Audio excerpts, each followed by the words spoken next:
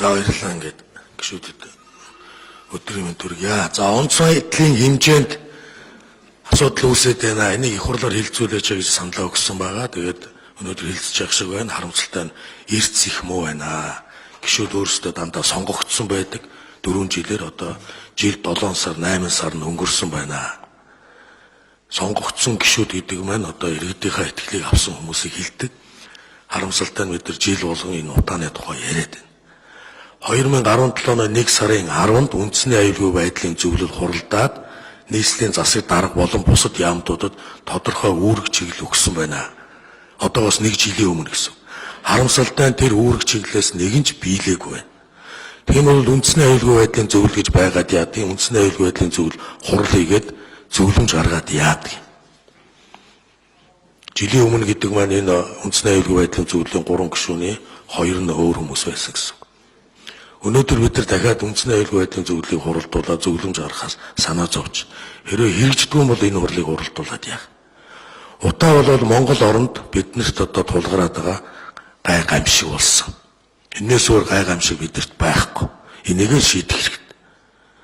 Намайг анх их хурлын гишүүн 2004 онд болоход л энэ тухай ярьж ирсэн. Одоо бид нар өнөөдөр 18 он энэ тухай яриа сууч. Тэгэхээр яагаад бид энийг шийдэж чадахгүй байна гэхээр нэгдүгээр сэтгэл зүрх байхгүй байна. Сэтгэл зүрх байхгүй байна гэдэг маань өнөөдөр бид нар ийм хэмжээнд очжээ. Их хурлын гишүүн эс жавхлан яриад байна л да. Соён гэгэрүүлэх юм аа яриач гэ. Үнэхээр өөрхөө бухимдаад яриад байна.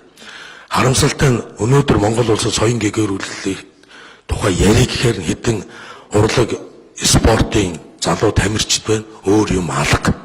Гэрэл хийгээтэй юм үнэхээр бидэрт алга байна. Ийм байдлаар бид нар цаашаа явах юм бол энэ их хурлыг тараах тал дээр санаачлалтай ажиллахаас өөр арга алга. Бид нар сонгогдсон хүмүүс. Шийдэл гэдэг бол ерөөсөө тодорхой. Өнөөдөр бид нар хот хөдөөгийн амьдрал гэсэн ийм хоёр одоо монголчууд бий болсон. Улаанбаатар хотыг хөгжүүлэх тал дээр ажил явахаар хөдөөний нүүдэл эрс нэмэгддэг. Арга ядаад хотын загирагч нь тэр журам гаргаж явах шиг нүүдлээ. Тэглээгээд зогсохгүй. Яах ёстой? Хөдөг хөгжүүлэх гэж бид нар их хурл болгон дээр ярьдаг. Саяын тогтоолын 3 дээр байна л да. Нийслэл болон төвлөрсөн суурин газар руу чиглэх иргэдийн шилжилт хөдөлгөөнийг бууруулах зорилтын хүрээнд бүс аймгийн төвүүдэд шинээр ажлын байр олноор бий болгох, бүс нутгийн зах зээлийн орчныг сайжруулах, хөнгөлөлтөө зээл урамшуул олгох гээд баах юм. Яаж? Өнөөдөр бид нар хөдөөнөө сонгогдсон хэдэн удаа сонгогдсон зөндөө гишүүд байгаа шүү дээ. Нөгөө л ярьдаг юм. Бүс нутгийн зах зээлийн орчныг бүс нутгийн зах зээл гэж одоо юу юм? Яаж сайжруулдаг юм? Яагаад энэ тодорхой заажуулдаг? Өчигдөр Баатар Улиг гишүүнийг энэ гишүүдийг ахлаад энэ утааны ажил дээр дахин дуудаж уулзсан. За энэ 2-3 зүйлүүдээр ингэдэг юм шүү. Бид нар олон удаа ярьлаа. Ийм асуудлаар ингэ шийдээрэй. Саяын тэр 2 давхар даргасан үзэсгэлэн бол худлаа шүү. Авах юм юу ч байхгүй. Дахиад нөгөө шахаа орж ирж. Өнөөдөр бид нар тэр энэ удаагүй 100 янз бүрийн тэр шахаа 147 тэрбум төгрөг 100 сая долларыг эзнийг хариуцлагатайгаар олж гаргаж ирж одоо тодорхой шийдвэрийг өгөх хэрэгтэй. Яагаад? Нэгдүгээр хариуцлага тооцдог байх ёстой. Хоёрдугаар дараагийн ийм бизнесийг хийх юм бол биднээс бас ийм хариуцлага тооцдог юм байна гэдгийг ойлгох ёстой. Өнөөдөр гэрийг дулаалах тухай яриад байгаа юм. Тийм юм байхгүй. 1.5-аас 2 сая төгрөгөөр 5 хантай гэр дулаалнаа. Энэ мөнгө чинь тэр гэрд хороолд амьдарч байгаа хүмүүс байхгүй. Байхгүй учраас энэ хүмүүс чинь ядуу байгаад байгаа юм. Сая тэр Ганбаатар гишүүн, Баттөмөр гишүүн энэ гишүүн нэг 2-3 гишүүд зүг яриад байна л да. Энэ удааг ажилгүйд л ядууралтай хамт одоо тэгэлнэ өөр арга байхгүй. Өнөөдөр утааг бид нар одоо бөхөөрөөр дагуулж тонгорох гэдгийг ажилгүйд л ядууралтай дагуулж тонгоруулж энийг шийдье.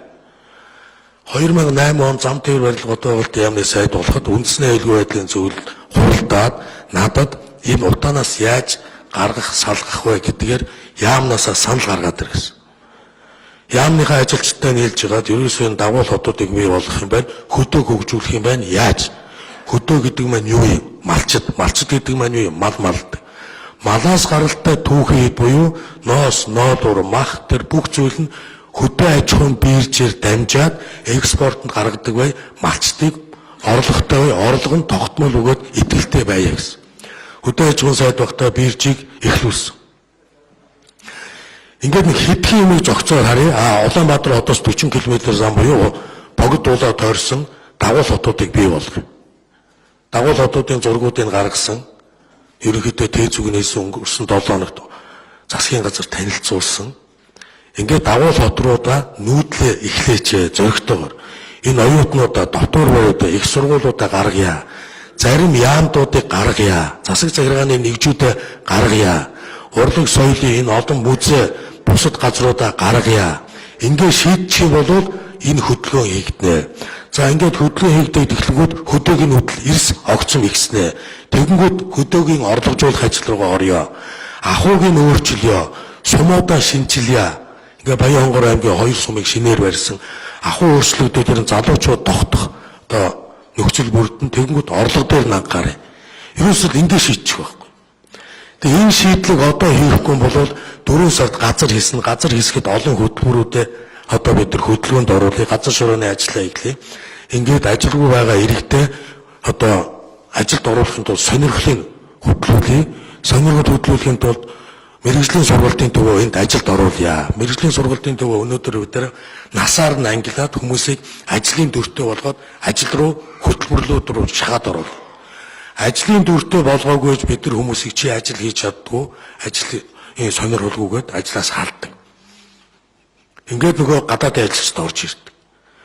Хөтөлбөрүүд гэж юу юм бэ гэхээр том төслүүд байгаа. Том төслүүд бүгд бид нар өнөөдөр төгрөгөөр цалинжнаа. Монгол банк яагаад байж байгаа юм бэ? Монгол банк алтаа өөрөө олборлоо, төгрөгөө чангаруулъя. Ингээд бүгдээрээ салангат биш юм зүйлүүд байгаа маа. Түүнээс ч тэр дулаад одоо дахиад тэр юу яадгүй дулаан алддгүй зүйл мүүд гэн энэ чинь орлоготойгоо холбоотой байхгүй. Дээр үед яагаад болоод исэн бэ гэхээр гэрээ дулаалцдаг байсан. Яагаад бол ажилгүй иргэд байгаагүй. Ингээд тэр одоо бүр арга ядаад өгч нь хотын захиргааныхнаа энд харагдахгүй байх шиг байна. Хотын захиргаанаас хүмүүс өнө. Хэн бэ? Юу ирхэлсэн 3 хүн байна. Энэ оронд чинь гамшиг болчиход байна шүү дээ.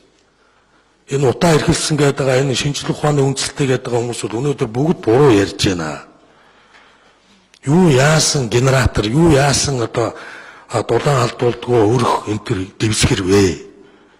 Энэ чинь бүгд өртөгтэй. Энэ өртгөө чинь аваад тараалаа. Мөнгө гарлаа улсын төсөв буцаагаад бизнес болгоод зарчдаг юм аа.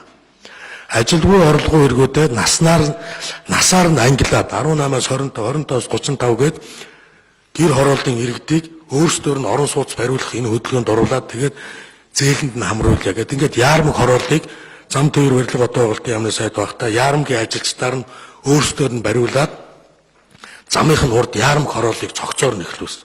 Тэнд байна орон сууц байна, сургууль байна, соёлын төв байна, цэцэрлэг байна. Супермаркетууд байна. Төлөвлөөд ингээ гэсэн. Энд төслийг эхлүүлсэн цагаас нь эхлээд зогсоосон. Тэнд ажилласан, тэрийг санаачилсан загиралд нь 5-6 одоо эрүүгийн гэмт хэрэг үүсгэж байна. Яаж нөгөө бизнес шахдаг хүмүүсийн бизнес нь зүг явчих гэдэг зогсоож байгаад өөрсдөө бизнесийг шахаж шин. Тэгэд энэ засгийн газарт маш их итгэл хүлээлгэж байгаа. Энэ итгэлийг энэ удааныхаа асуудал дээр энэ ажилгүйд ядуурлаа эрс шийдэмгийгээр хийгээч. Саяын яриад байгаа миний зүйлүүд бүгд цаасан дээр угаа судлагдцсан.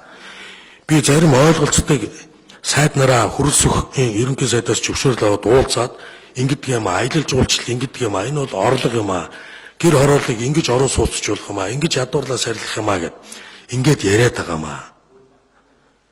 Тэр нь шийдэж болдгоо юмнууд биш. Сөрөг юмнууд байгаа тэрийг даван туулах шин. Өнөөдөр энэ статистик тоол анх хэдэн оноос гарсан. Гэр хорооллын удаа бол 80% гэдэг ахтал өнөөдөр машины асуудал нь тэдэн хувь байдаг гэнэ өөр юм яриад яваад.